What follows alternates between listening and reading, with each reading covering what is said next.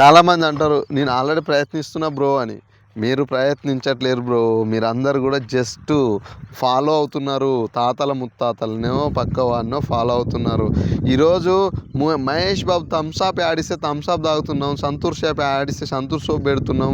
ఈరోజు రకరకాల యాడ్స్ ద్వారా మనం ప్రోడక్ట్స్ వాడుతున్నాం. పక్కవాడు ఏ బీర్ తాగితే అది తాగుతున్నాం, ఏ మందు తాగితే అది తాగుతున్నాం. వాస్తవాన్ని చెప్పాలంటే ఈరోజు నీకేం కావాలో నువ్వు డిసైడ్ చేయలేకపోతున్నావు.